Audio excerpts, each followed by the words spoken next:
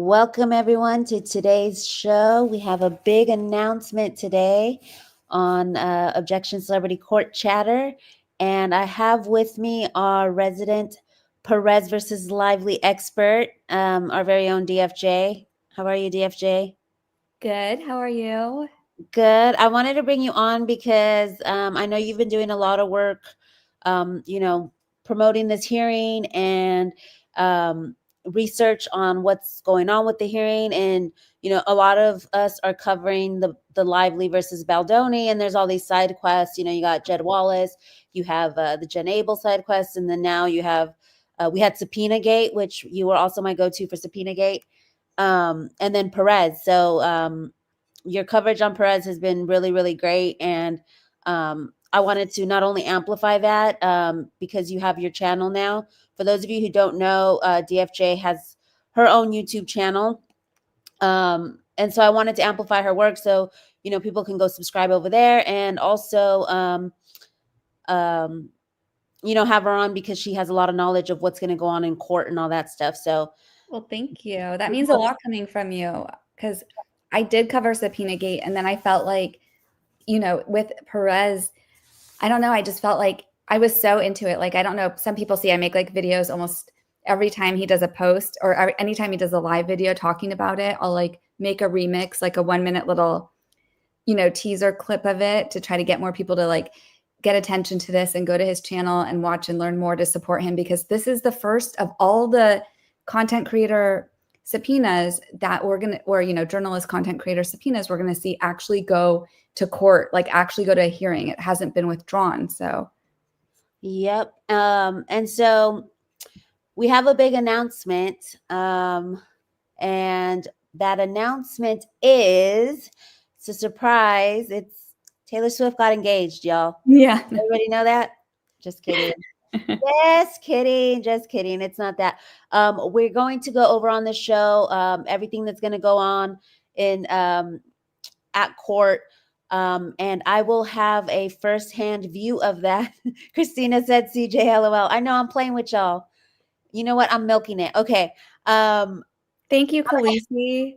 Khaleesi said it was a good remix video. I told CJ this was the first time I like questioned my music choice on a video, and because I wanted, we're gonna lead with that video here soon, Khaleesi. I wanted it to be. It felt so important because this was like the big one before Thursday. Christina said, "Milk it, girl." Okay, so the surprise is that I will get a firsthand view of the hearing, and we'll be able to report back to you guys because I am headed to Las Vegas, Nevada, to cover the Perez Hilton hearing, which is probably one of the most important hearings. I mean, yes, Baldoni versus Lively is going to be important, but this, I don't know why it's not being more amplified by MSM and things like that. Well, I kind of do know because it is kind of a fight between traditional media too, and bloggers and content creators, where they've always kind of said like we're not journalists, or content creators aren't journalists. So there's always been like kind of like a little war there anyway. So that might be why MSM hasn't been covering it. But I'm hoping that MSM does cover it. I tagged a bunch of news stations, local news stations, which is our best hope. I don't expect people or anybody. I mean, they might once the verdict is in. But not a lot of people have been covering Perez. So and he put out this video. Go ahead, DFJ. No, I was just going to say, and it was so funny because CJ and I were talking about this because I was thinking of actually driving there, and I was like, I don't know, because it's, Labor Day weekend. And so the traffic is supposed to be insane. And then this morning she's like, hey, I booked a flight. I'm going. So it was like, all hands on deck. And yeah. So first I was trying to convince her to go. And then it was like a little bug after, because she's like, I don't want to drive. Like, it seems like it's going to be too much. Which I'm still trying to convince her to go. And it's still not totally ruled out, but I'm just like, I'm it's the last minute too. It's so crazy, but this is last minute. It's last minute, and I'm worried about the animals and getting home on time. And so, but CJ is like, come on, you have to do it. So we're going to have an executive decision on that tomorrow. But for now, CJ is going to be there. Yeah, for now I will be there. And this is what made me on a whim. Also Perez, I wanted to support him too. So I wanted him to see that there was people who were willing to just, on a whim, go out there and support him. Like, who cares if it was travel money and things? It's like, this is important. And I wanted him to have the community behind him. So Wait, the video inspired you to do yes, it? this video that you made, I was like, Oh my wow, it God. really hit me.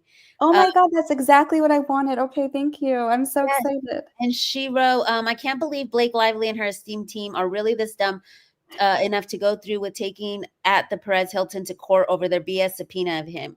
But here we are. Please come support local Las Vegas journalists Thursday, August 28th, 12:15, Federal Courthouse Room 7C. So this is the video that Perez first put out. And the original video kind of did plant a tiny little seed too, because I remember him saying, like, I got my hat on and I'm outside in nature and stuff.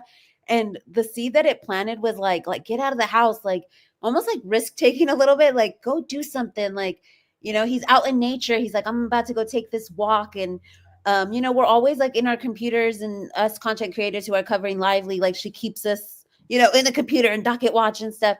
And it inspired me because he was out in nature. And I was like, it's summer. So the original video already kind of planted seeds, but this is the one. I'm going to go ahead and play it. And I hope it inspires more of you guys. If you live in Vegas and you just want to go, if you don't have to be a journalist, you could just be an advocate. You can stand outside the courthouse, or even go inside the courtroom. We're going to go over all the protocols and everything, but I hope this inspires someone. If anybody wants to buy a ticket on a whim or drive down there, this is what inspired me. So I'm going to go ahead and play it.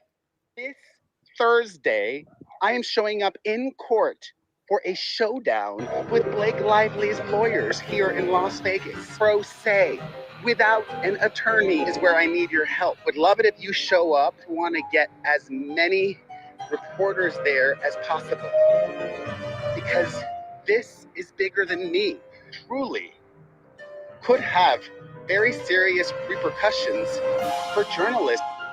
Blake Lively issued a subpoena against me. They know that what is being asked of me is privileged, protected.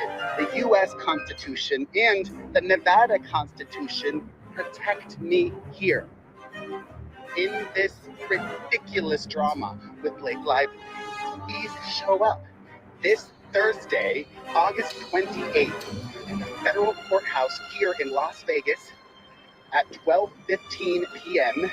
in courtroom 7C. I will be wearing my florals. I will be wearing my florals. I'm going to try and get florals as well. I'm into, if anybody who follows this channel knows, I'm into court fashion. Like, I love court fashion, so I want to come correct. But nothing too distracting, or like, I kind of, don't want to be like too, what does it call it? Peacocking. But I want to wear something nice, obviously respect the courts and all that stuff. Well, originally our outfit was going to be incognito. Yes, but then we realized that you have to take your sunglasses and your scarves off. You can't wear hats, sunglasses in the courtroom. I should Lively's team is going to have like their like hidden body camera or something to like document everyone there. Yeah, you never know with them, but you know what? God is always with us, and so I don't fear. You fear no evil. Because there was, while making my decision, like for me personally, this is a bigger announcement as well, because I have my picture up and everything, but I've never like done anything live or collabed with anybody, or been around any other content creators or anything. And going in person like this is a really, really big step. And I just had to remind myself, like, you know what, like, it's more important to be there to support Perez and to support the movement for journalists. I'm a citizen journalist. I just started. Like, this could have an impact on me in the way that I report stuff on my channel. Yeah, and I had reached out to a journalist from Las Vegas who I followed for the Jeff German trial, or it was like the Robert Tellis was murdered, like Jeff German, a local journalist in Las Vegas, and it was really personal for all the local journalists there to see like justice for him. So, anyways, I reached out to her personally, and I was like, another journalist is like, being attacked in Las Vegas, and she's going after the shield law. And so she responded to me, and she said that she was going to send it to the whole station, because she's in a different city now. So I thought that was so cool. And so, because when like another station hears it from like their former reporter, I feel like they'll probably send someone and I don't know. I think this is going to be big, I think. Whatever happens. Yes, for sure. I have the picture real quick. Let me pull it up of what we look like, because I thought it was so funny. The one that I sent you of the scarves and the glasses. This was me and DFJ. Hold on, let me pull it up. This is how we're going to show it to court. Yeah, we were going to have our scarves and sunglasses. So that is my only thing is I'm worried about driving home. Like feel like I'd fall asleep, because supposedly the drive home would be like, between like 5 and 7 hours. But I think I can also be here and just not go and support CJ, because CJ has friends there, and I think that I don't know. I'm just like happy to support you either way. Yeah. And I know somebody said if we had PayPal, I'm setting up a Cash App. So I will link it in the stream, because I know Laura has been bugging me about that, because there's other people that have been asking if I had one or not. And yeah, Laura was like, you need to get it because everyone keeps asking. Yeah, so let's go ahead and get into don't be suspicious, right? Yeah, exactly. So let me go ahead and get into the first slide. So here's the flyer from that video. I'm glad that Perez put out the bat signal. That's why when I said big announcement coming soon, I had the Batman. It's a lot like, people were like, why Batman?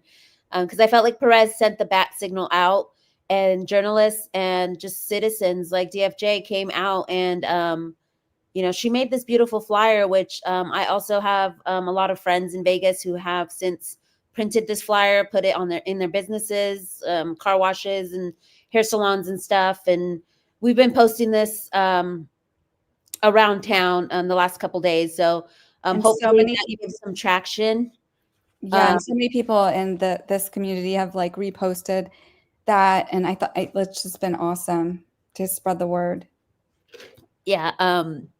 So Blake Lively is going after journalists in Nevada, and it's profoundly tone deaf, especially in the wake of the Jeff German murder. Could you really quickly summarize the? Yeah. Go ahead. So Jeff German was like a famous investigative journalist among journalists in Las Vegas. He did a lot of stories like uncovering corruption and whatnot. And so when he was murdered, they were so protective of his sources. That when the sorry, I think it was at the something journal. I just spaced out on me what the name of where he worked the Las at. Vegas Review Journal. The Review Journal, yeah. So when they were doing the investigation, Las Vegas Review Journal intervened and didn't want any of his laptop, his recording devices, anything to be seized, because to protect his sources, not even to solve his murder. And it went all the way up to the highest court in Nevada, and they ruled that like his sources were still protected, and that was a huge deal. So they already had really strict laws for the Nevada Shield Law, and that just kind of solidified it. And this was only like a few years ago, and that trial was such a big trial, and they ended up catching the murderer. His name was Robert Tellis, and I have it on my TikTok. I should upload those videos to my YouTube. But anyways, it was a politician that murdered him for writing stories about him. And it was a really big deal. And it had the best, by the way, if you want to see a really good prosecutor, Chris Harmon was the prosecutor. He was so good. The guy was like, one of the best I've ever seen. So just a side note on it. But basically, they don't play when it comes to the shield laws in Nevada, like at all. Yeah. So I thought that was really interesting because, we'll get into it in some later slides why that's important. So just pin Jeff German because the judge is going to come into play with that. So sorry, I forgot one more thing, but like also for people who don't know, because I forgot not everyone lives in like America, but like Vegas was kind of built on like corruption and casinos and organized crime. So like watchdog journalism is like so crucial there. It's like it's very important to protect journalists and to protect reporters there because of like the history of the corruption. And that's why you even put there, it's about survival. Yeah. Like without, the citizens going out there to report. That's why the law is so ironclad with one of the broadest definitions of journalist. Okay. So when I have a Roman Empire, I'll go research. I'll be like, what is going on? And this hearing, it's been my Roman Empire since DFJ put it on the radar. And obviously Perez too, because he was being very loud about it. And I think that's what was helpful when he was doing those filings, where, he was being inappropriate and stuff like that. Because it was creating like more, like, people being loud and paying more attention. And I know for me, I was watching him way more than I normally watch him, because I normally just read his blogs, old school. But I was watching all his YouTube videos and stuff. So anyways, one of the things was how Blake Lively said that he wasn't a journalist. Yep. And so I started to Google, like, what's the definition of a journalist, right? And so I'm thinking, like, okay, well, maybe they might have a case. Like, I was starting to get a little like, but there's a thing called the Nevada Shield Law that their definition of journalist is not the dictionary definition of journalist. Their definition of journalist is someone who gathers information. It doesn't even have to be news. It's any information that's gathered and then disseminated. And so what they were arguing was like, well, he's not a journalist because he just talks gossip or whatever. Well, no, with this, and it also encompasses digital journalism as well. So they just put that in there recently. Bloggers and digital journalism is also considered a journalist. So you don't have to be a traditional journalist or whatever they call it, because that's what Blake calls it in her paperwork. I think it's like traditional journalist. You don't have to be a traditional journalist here. So that's why this law is like super important. It's one of the biggest one to fight for citizen journalism and stuff and digital creators. So anyways, the next slide, it says, in fact, in Nevada, stunts like putting photos of journalists' children on the public court docket couldn't just be seen as intimidation. It could be treated as a criminal offense. And the German trial proved the point that in Nevada, journalists aren't just shielded by the law, they're backed by an entire community. Because when that trial happened, everybody came out in full force. And that's kind of what we were trying to do here with the Perez trial. So expect local journalists to show up to Perez's hearing next Thursday and cover this pathetic stunt, in my opinion. This is DFJ here. This was taken from her X post. Lively has initiated on one of their own. So,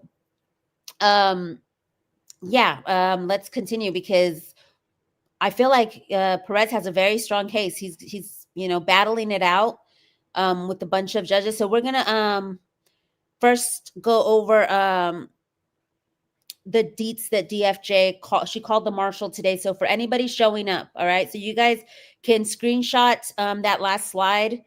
DFJ has it on her X, and I'll link this flyer on her X so you guys can repost it. Reposting helps. Like, y'all, we still have a day and a half here until Thursday. So anything helps. Reposting this really, really helps.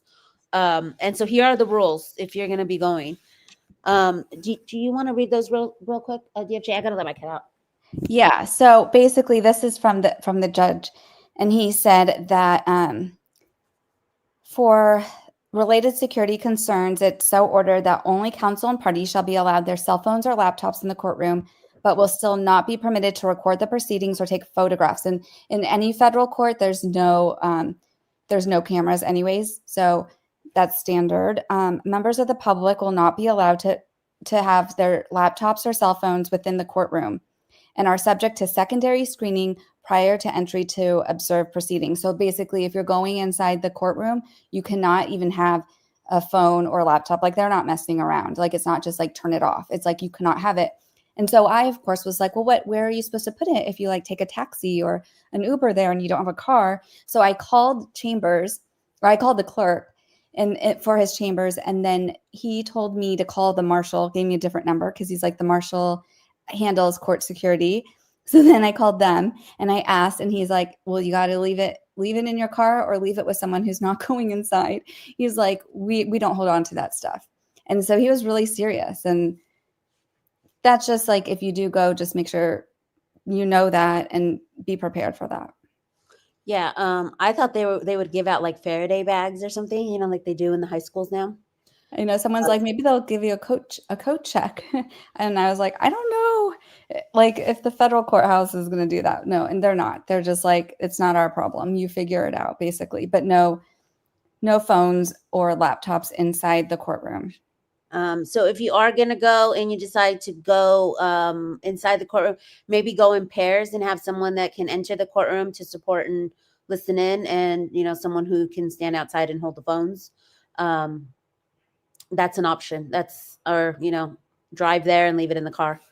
So those are some of the rules there. And then we're going to get into the lawyers, because this is the craziest part. Okay, so we have Meryl Gavernsky, who was added. She used to be Drake's lawyer. I don't know if y'all remember from my stream. I actually said she still was, because I had no idea that she had left.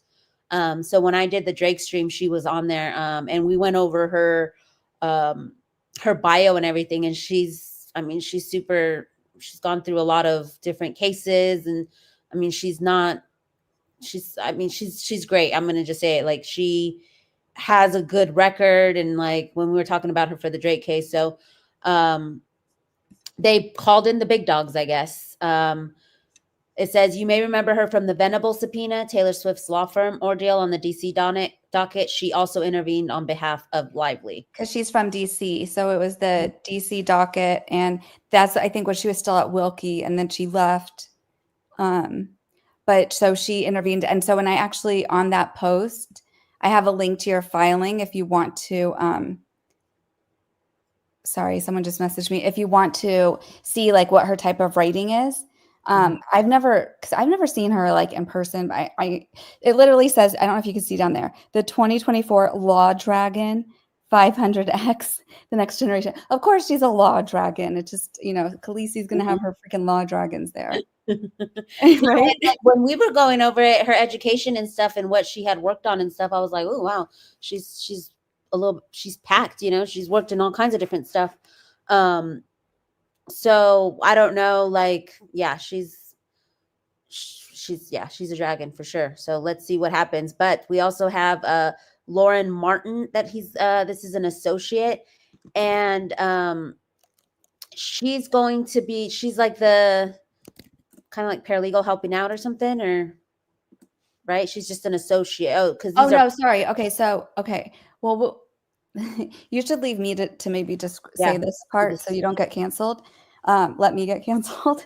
So basically, Lively, for representing her, usually only has like senior partners. If you haven't noticed, like everyone's super high up, a senior partner. This is like an associate. And honest to God, I'm sure she's very smart and very capable, but I think that they have her as a token person of color because of the judge and because of what Perez is alleging in some of the things that he's put on this docket, like how Blake Lively's got married at a slave plantation and has done blackface. So I think this, just to me, that's just like out there, but maybe not. We'll see. When you're there, CJ, I want you to, in your notes, make sure you notate who is speaking. I'd be curious. Okay. So let me get to the next slide then. So then here we have Richard Parker, who is the Nevada Bar's past president. Clark County Bar Luncheon to feature Nevada Bar past president. So he's the local representing them locally. So normally you need to have a local judge, and then the other ones come in pro. How do you say it? Pro hack vice or pro hoc? Pro hoc vice. Yeah, pro hoc. I always say it wrong. So so they have but this is the local lawyer. So this is Richard Parker here.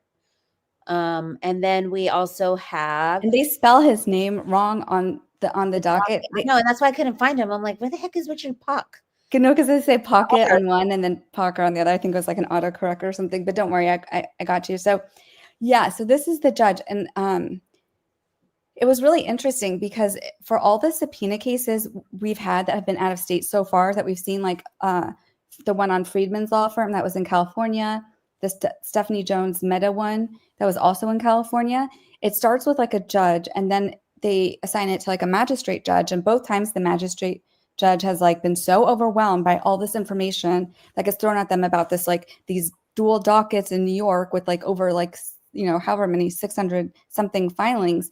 And they, you know, they just kind of bend over and do whatever that like the other side is asking. So I was really excited about this judge. And then I saw that it was assigned to a magistrate judge. Do you want to go to that one? Yep. Let me go to the next one. Okay, so here's If you guys see like how it says referred to, and then so the magistrate judge has done like some rulings, like how he told Perez how the last filing he did it as a letter, and you're supposed to do it as like, you know, a motion. It's not like the New York one.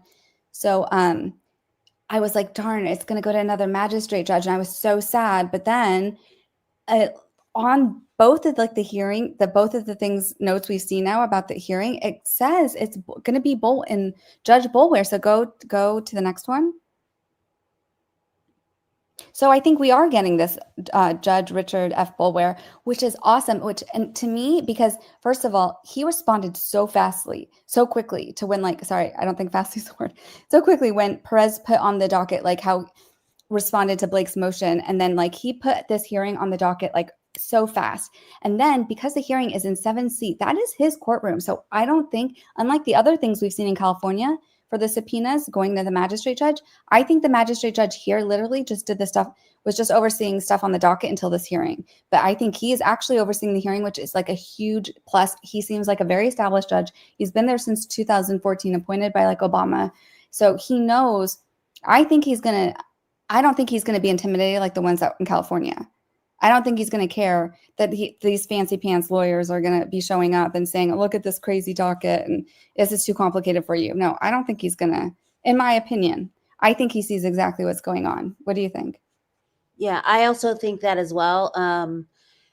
He seems really, like, I looked him up. He seems like he's really about like the issues. But the one thing that I thought, you know, is the plantation stuff that he put in. I'm not sure, because I think that's the next slide, right?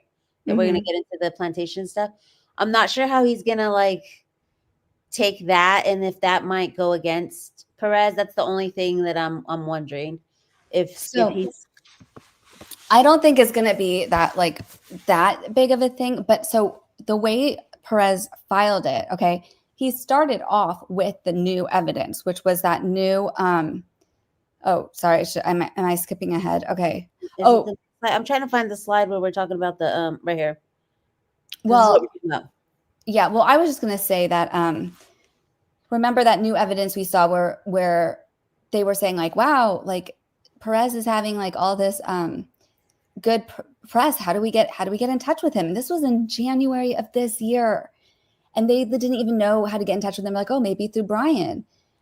So that just goes to show he wasn't part of a coordinated smear campaign that started in freaking August. And in the subpoena, they want information from him, like going back to even before August of last year. So with the new evidence, he added that. And then in addition, he made the argument how all of his reporting has been organic. And he says why, because they also put on Blake's team had put a list of all the things he had said, you know, that he called her and some of the names of the articles and why. And so he was saying why he comes up with these nicknames for her is based on her own actions. So like, this was just one example, like, you know, the plantation, how she had her wedding there. Blake Lively and I went to the same high school. This was like a whole other slide, like, because I talked about Blake Lively. You can turn that off. Yeah, I told CJ like I was going to do a different video on this because there was so much more. Like, remember when Sweet and Salty Lynn said like they taught slavery at her high school because she went to the same high school? Yeah. Because like Blake said she didn't, but there were so many other like things along those lines. And I don't think it's going to be a big thing at the hearing, but it was just like, just interesting stuff, like how they still own Boone Hall LLC. And remember, it could go either way, because he might, you know, he's a black, look, he did this Black in America, addressing inequality in America, securing civil and political rights, right? And, you know, it might go against Blake for him to, so he could go either way. It might go against Blake or it might go against Perez, depending on how he feels about it. Because he might. Another reason why I think they're having that, in my opinion, purely my opinion, not CJ's opinion, in my opinion, why they're having that token associate lawyer. Okay, I got you. To like cure that somehow. That's just me, and we'll see. Okay, let's go back to the other slide real quick, because I just thought this was like a cool connection. Like, he does have a connection to the SDNY. So like, you know, that's where Lyman is, and that's where this case is. And so he used to clerk for Judge Denise Cody, and she's still there, which is kind of crazy. So I don't know. I mean, doesn't mean anything. There's 45, like something like 45 or 48 judges in SDNY. So, but it's still kind of like a cool connection, I thought. Okay. And then this one was it was just to say, see there it says like how Southern District of New York has 45. So that's where I got that number from. Okay. Let me go back to this one. Yeah, we found out that this is when Ellsworth found out that Ryan Reynolds owned Boone Hall LLC, and then a day later it was dissolved. Yeah, so, and this is like way after. This was even after they gave the money to the NCAAP, because then they bought the name. It's just like, everything they do keeps coming out the longer they drag this out, and it's just, I don't know, it just makes you ask questions. And then here Blake is with her booty go round. Yeah. And then like how like the video of her admitting to doing blackface, I was like, thought it was funny to. And this is the one that he submitted was the blackface. Yeah. And it was to stalk, guys she had a crush on while she wore a Scary Spice wig, I guess. Okay. Oh yeah. This was random. Should we skip this? This was just a random. Because so much has been going on. I don't know if you guys saw that there was a response to the opposition to sanctions for Freedman. And like, I literally looked at the first one and they already like mischaracterized it. There was like 16 different phrases that Blake Lively's attorneys have like said, and they were trying to justify it. And like, I already just proved they're just not great people in my opinion. I cannot stand these attorneys. But anyways, we can go to the next slide because I could go on that forever. We should skip this. Okay, so this was just filed like literally right before. This is hot tea. This is hot tea. This is the latest. Hold on to put my notifications back on focus. Okay. Yeah, so do you want to read it? Yeah, so it says, so this was filed by Mario Lavandera, aka P to the R to the E to the Z to the H to the I to the L to the O to the N. Perez Hilton. I love it when he says that. Okay. Comes now Mario Lavandera Jr., also known as Perez Hilton, pro se, and respectfully moves this court to permit supplementation of the record in support of his pending motion to quash. It says, 1, movement has filed in this court a motion to quash a third-party subpoena served upon him by plaintiff Blake Lively. In support of that motion, movement previously submitted a letter from a colleague at the Las Vegas Morning Blend television program confirming his role as a regular reporter on that show, airing on the local ABC affiliate KTNV Channel 13. So I'm thinking KTNV might be there because he got a letter submitted by a call. He knows somebody there. No, that's the one where the reporter I reached out to was from that station. So I'm like, now we're doubling our chances. Okay. Since the filing of that motion, movement has received an additional letter of support from Melinda Sheckells, editor of The Town magazine, a Las Vegas-based publication. Ms. Sheckells confirms that she commissioned and edited a 2024 article featuring movement and affirms her recognition of him as a fellow journalist and peer. The supplemental evidence further demonstrates movement's longstanding role and recognition as a celebrity reporter and well-regarded journalist within the Las Vegas media community. It is therefore directly relevant to the application of the Nevada Shield Law and the federal reporter's privilege in this case. For the foregoing reasons, movement respectfully requests that the court grant this motion to supplement and accept it into the record the attached letter from Ms. Sheckells as additional evidence in support of the motion to quash. Respectfully submitted, Mario Lavandera. So this is important because what did we say in the beginning was that we needed journalists to, you support Perez and all this. And the Las Vegas community right here, we're seeing it. The Las Vegas Morning Blend. Shout out to Las Vegas Morning Blend. I'm gonna start watching that. And then the Town magazine, I'm gonna check it out and I'll link them in the description because they came out in support of Perez and they said, look, he was on our show as a reporter and he was on our show, or he wrote an article in our magazine. And he's literally covering the lawsuit. I mean, it's,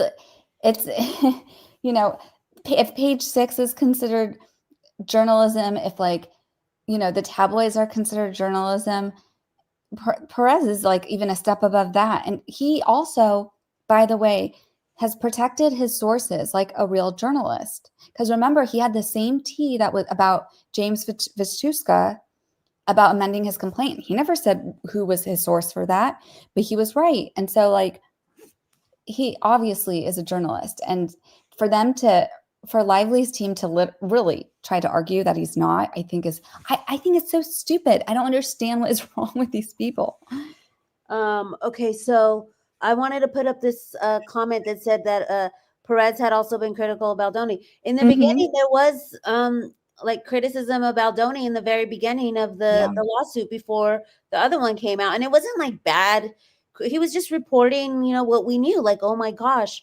Because even me, I can admit that in the very beginning, I know there's people who came onto this case smelling it and they clocked it. They stood on business and clocked it, like Beaver says. Yeah, that was me. I got definitely attacked for it, but I have the receipts where I so I was like, I didn't. I literally fell for it in the beginning. R.A. Jacobs, who's going to be at the courthouse, who I hopefully can meet, because she was my red pill into the Blake Lively case. I remember reading the Blake Lively case, and then she had posted something about Taylor Lorenz and how, like, don't believe the New York Times, and then I started digging through that rabbit hole. So but before that, I was like, I did think it was kind of like sus though, because I was like, dang, he just invited his homeboys to like watch Blake Lively like naked give birth, like, because like that's what it made it sound like.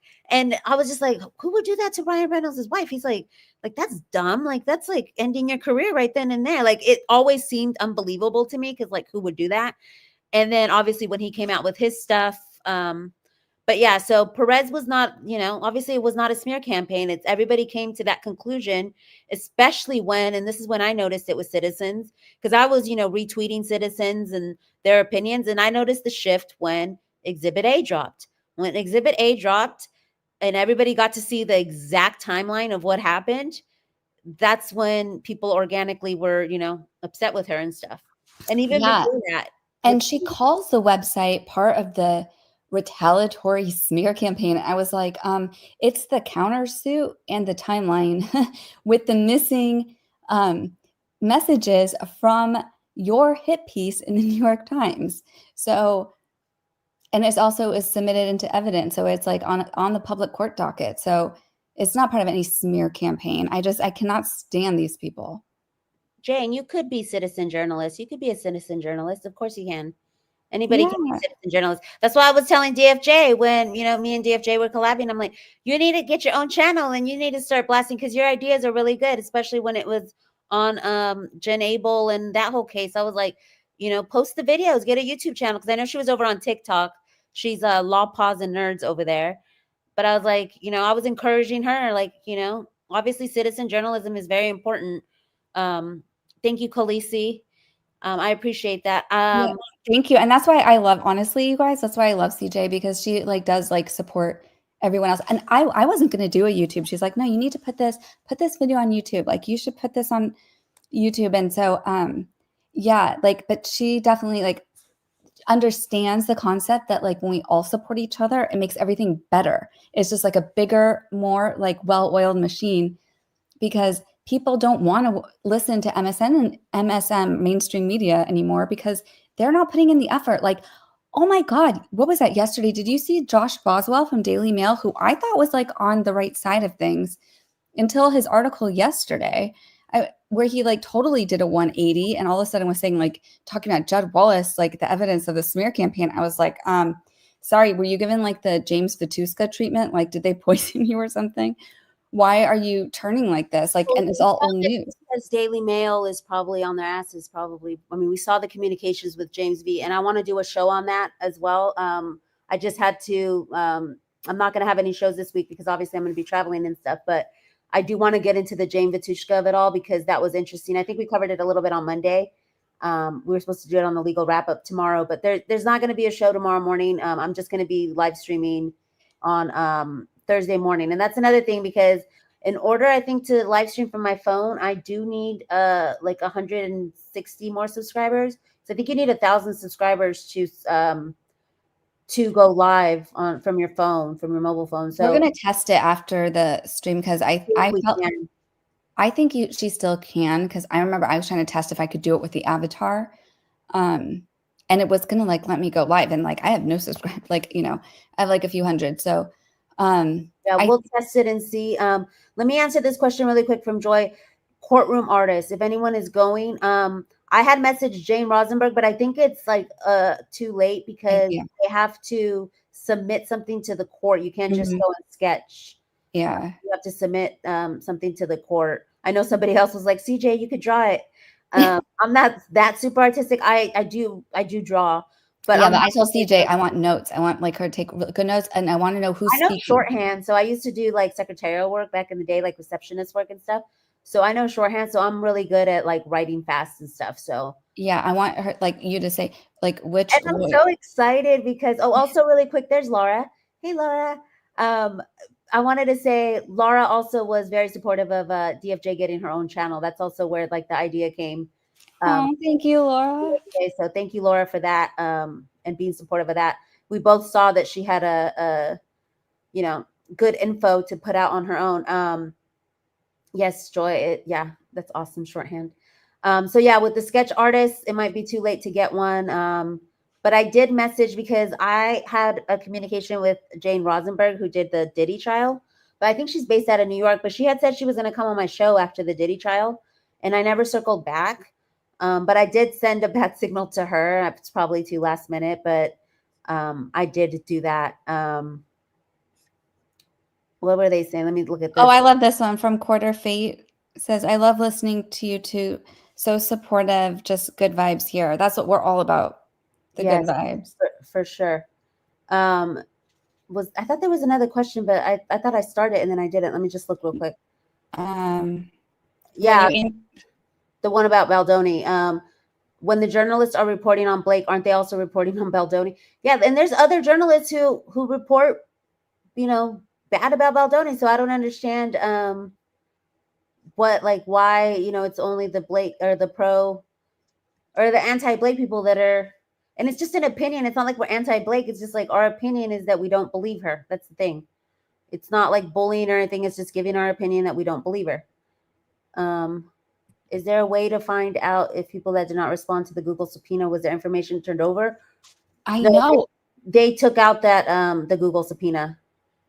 So what? Right? The Google subpoena, or was it just the people? Oh, the people who didn't file. That's what she's asking. She's asking if the people who didn't file the motion to quash. Yeah, so I guess Google would have turned over their information. She didn't withdraw the Google subpoena. No, okay, yeah. So she only withdrew people's names who filed the motion to quash so that the judge wouldn't read their motion to quash on the docket. But that's like a really good point. And, and just another thing Perez has on his side, in my opinion, like I made a thread about like all the things, just another reason why I thought this whole subpoena was stupid. Sorry, I have to hold on one second. I'll be right back. Yeah. What was she saying? Why the whole subpoena was?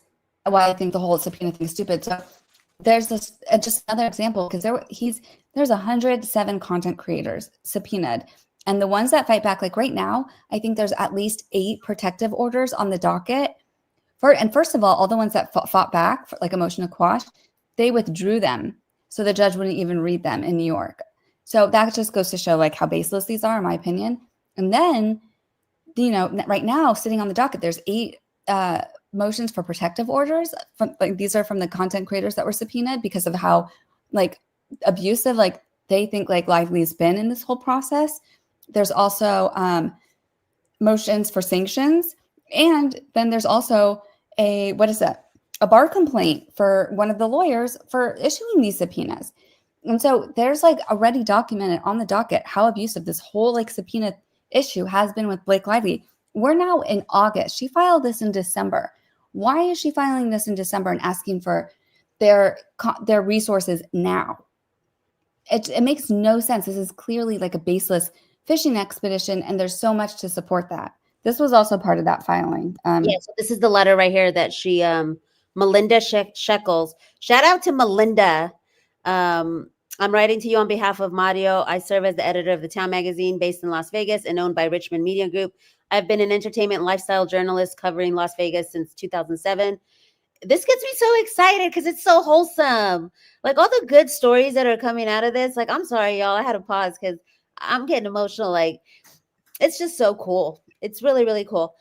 In the fall 2024 issue of the Town, sorry, y'all, it hit me. Like, Sorry, y'all. Yeah, no, don't be sorry. I mean, it's like this is cool, and now what's going to happen because of this, Melinda Sheckells, you're an all-star, you're a rock star, you're awesome, and I now a bunch of us, and I see it's a 310 number. That's like LA, so a lot of Southern California. Now they're going to get a lot of support. I mean, I don't even know what the town magazine is, but like I'm about to subscribe to all their info. Like I'm going to subscribe to their account, to their YouTube, whatever they have. I'm subscribing, Yeah, and I'm going to be see if I can find reposting their it on stuff. Because that's real. That's real right there. Like that was like not for clicks. That was real. I was like, Melinda, you choked me up. And you know what? There was Andy read his filing today on Popcorn Planet, and he had support from someone. I remember when he wrote that tweet that said that he wasn't a journalist, that he's like, I'm not a paid journalist. Well, that was like an oopsie on him. Like it was the wrong tweet, because apparently he had been getting paid by Fandom Wire at some point to report, and Fandom Wire came out and said something in his the newest motion that he just filed. So yeah, shout out to everyone that is supporting and saying like these are considered journalists and stuff. It says, I considered him a worthy subject for this magazine because he is a notable celebrity reporter and media personality. I see Perez as a fellow journalist and peer. So he commissioned and edited an article from him. So kudos to Melinda. Let me look up the town magazine and see if they have a an X so they can link it. Maybe it's just magazine form old school. Like, am I gonna have to have them mail it to me?